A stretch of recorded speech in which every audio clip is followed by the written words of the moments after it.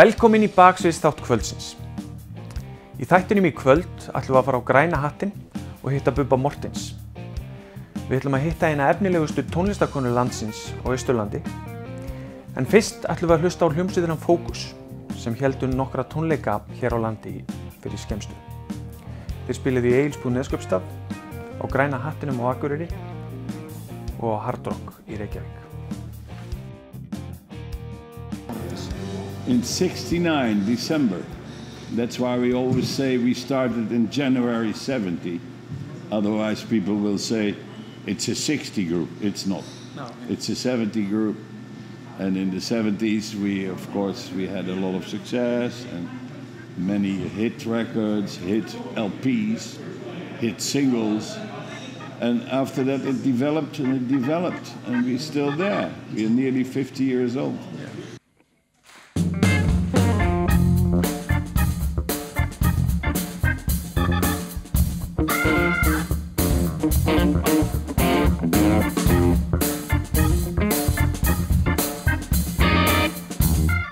I think that the heritage of what Focus is all about is like freedom to express yourself in a way that you want.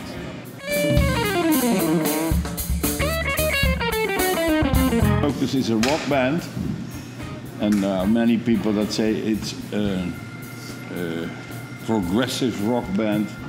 Maybe it is, but we call it ourselves, we call a rock band. When Focus started out, there wasn't much business yet. People were still inventing it, so there was a lot more freedom in those days, I guess.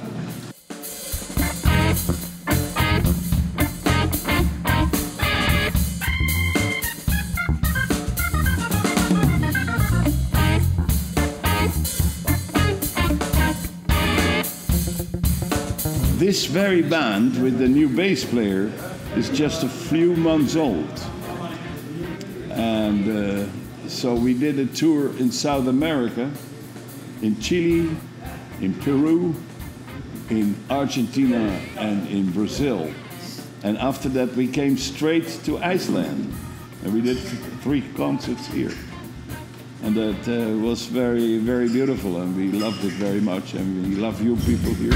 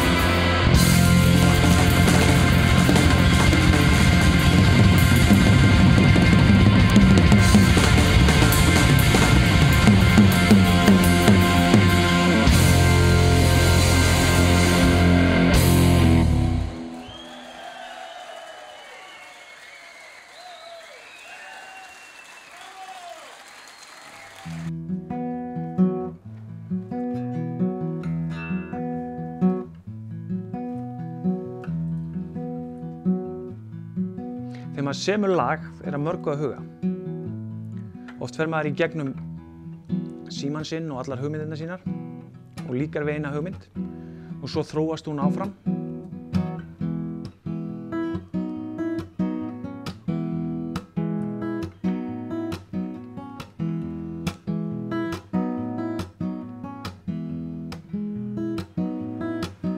Svo þarf maður að þora að sýna einhverjum hugmyndina sína. Svo þarf maður eitthvað í lagið sem heitir húkkur.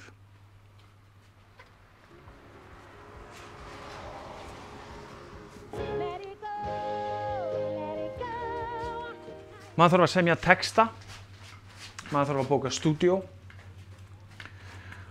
og maður þarf eitthvað til þess að syngja lagið.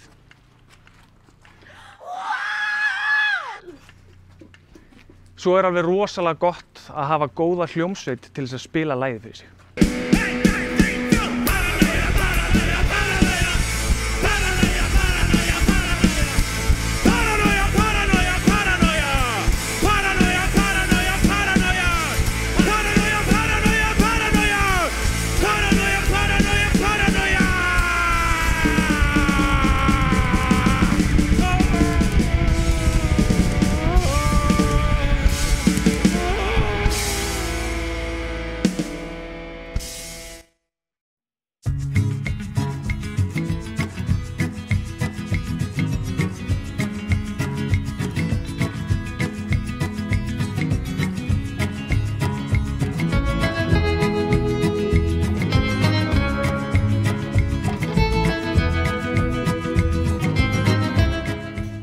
Við fórum á Græna hattinn og hittum Bubba Morthens til að ræða við hann lagasmíðar. Vektu vori, hjarta mér, ég sé sól í augum þér. Hlátur þinn himinn blár, hrafnsvart. Velkomin baksviðs, Bubbi. Hvað var það sem fékk þig til þess að byrja að semja tónlist? Fæddist til þess. Bara, þetta er jafn mikilvægt flæði bara á andardrátturinn, sko. Það var ekkert eitt sem fékk mig til þess. Þetta er bara eitthvað sem ég fæddist með, sko. Og hvenær byrjaðirðu að semja? Fyrsta tilraun ætli ég ekki verið 8 ára. Já. Eitthvað svoleiðis.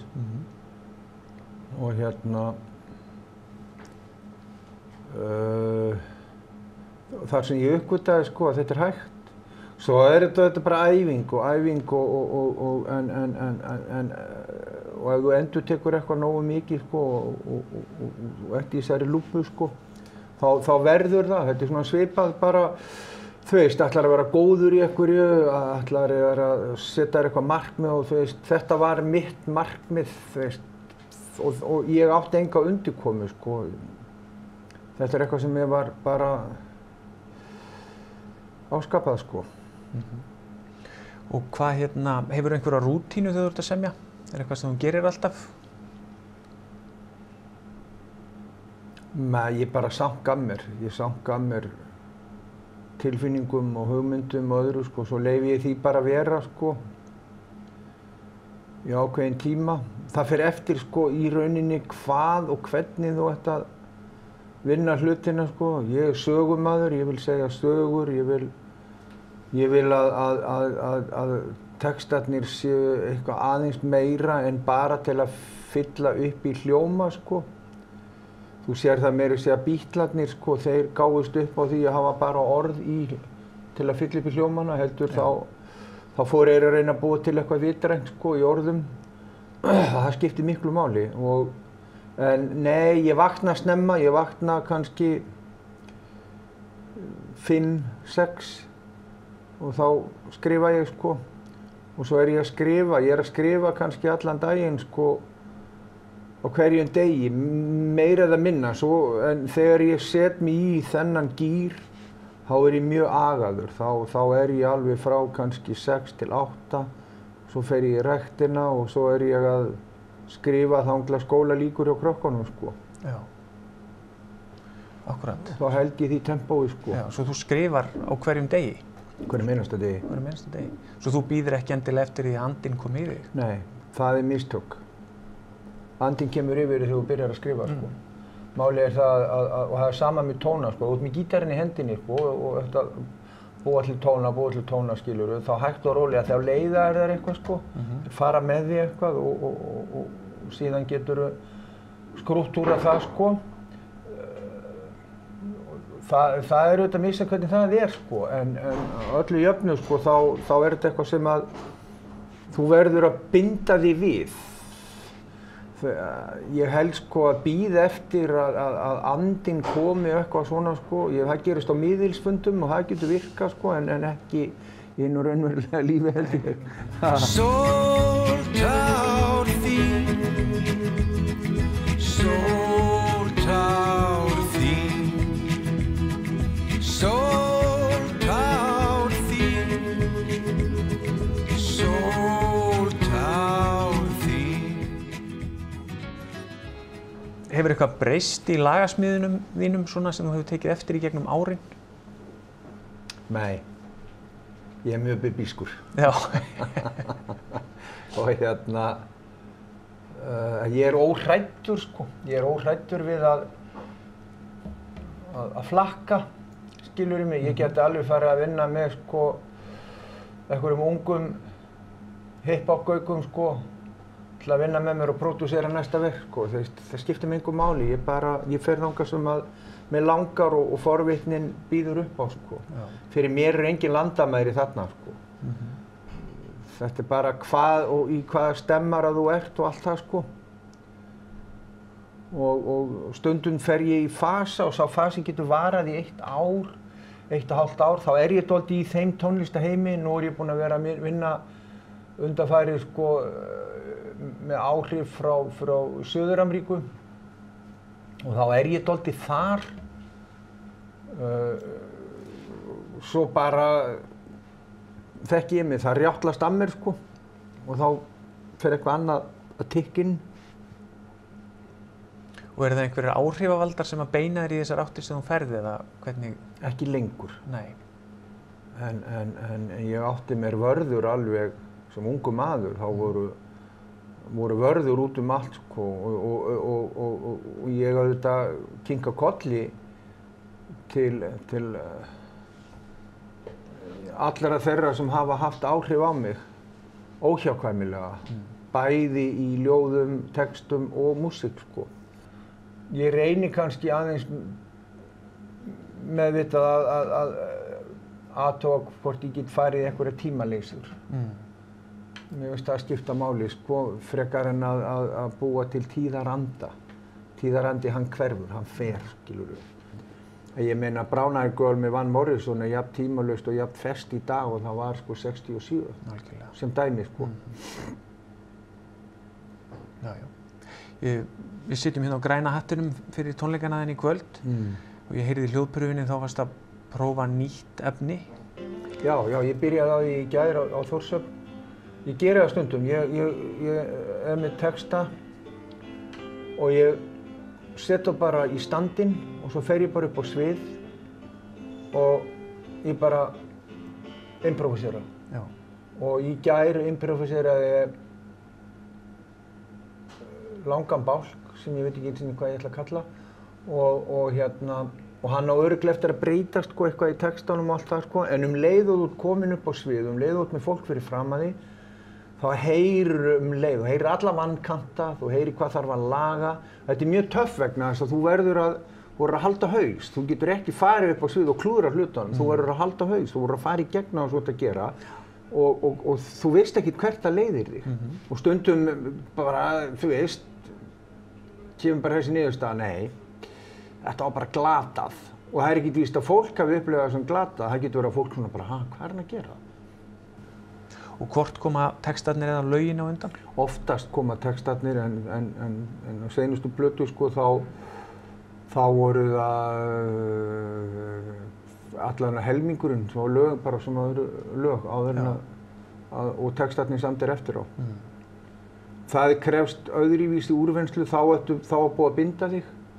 Þá er ekkert flæði, þá ræður ekki heiminum sem þú átt að skapa. Þú nærð ekki að búa til litina, þú nærð ekki að búa til andblæ, hann verður allur öðruvísi, sko. En þá er það líka, sko, melódían sem ræður og oftar en ekki því ég geri það, þá verða það melódíur sem fólk fær í hausinn, sko. Já.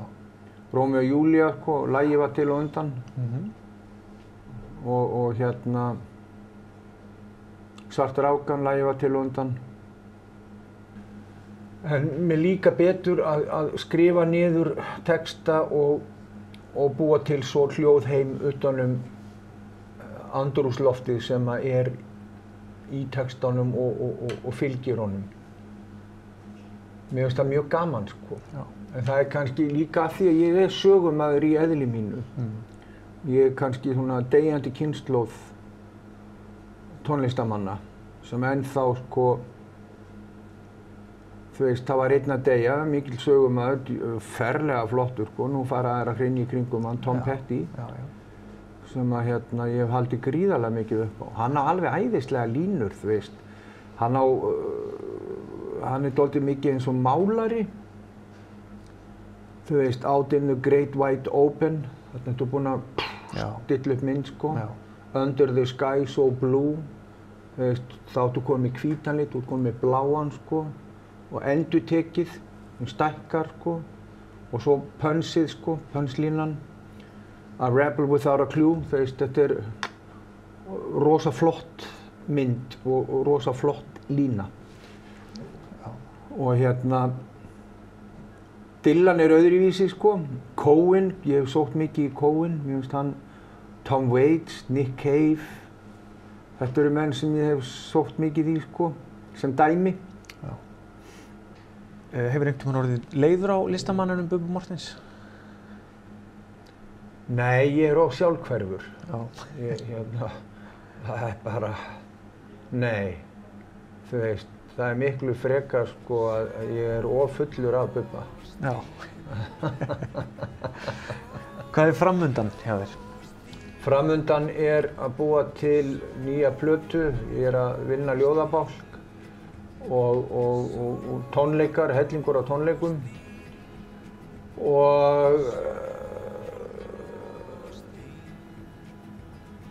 reyna að vera skikkalegu pabbi, sko. Já. Já, ég held að þetta sé svona og vera ekki illa giftur.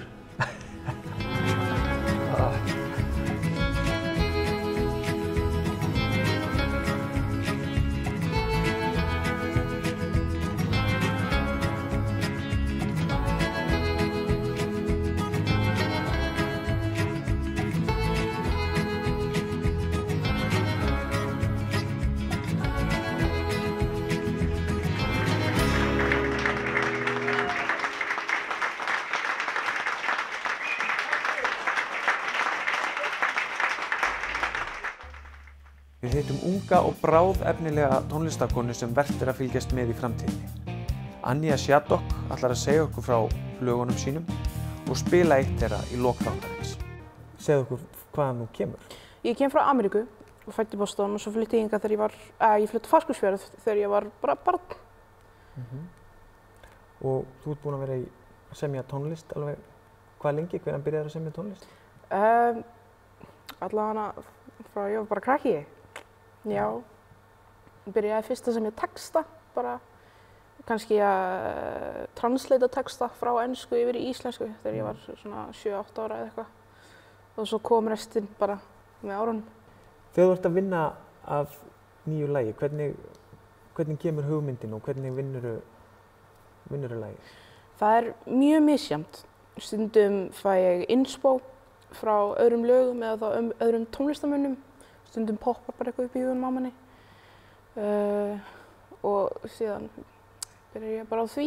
Kannski kemur það frá einhverjum ákveðnum hljómi eða einhver laglína sem kemur allt í einu upp. Eða þá einhver texti sem ég sem svo í kringum og byggja upp lagið. Byrjar á laginu eða byrjar á textanum? Það fer bara eftir hvernig við lifir. Stundum byrja ég á laginu, stundum byrja ég á textanum. Oftast byrja ég á laginu, Þá, ég oftast heima, en stundum þá þarf maður að vinna eða ef maður í skólanum. Þá byrja ég alltaf á textunum fyrst því að ég get ekki bara gripið í gítarinn eða sest við píanóið strax. Þá byrja ég alltaf á textunum fyrst. Fyrir mér tónlist leið til að fá að tjá mig eins og með vandræði eða þegar mér líður illa. Til að eiginlega losa mig bara við vanlíðan. Því stundum þorir maður ekki og þá ákvað ég bara að ná í tónlistina og að virka því.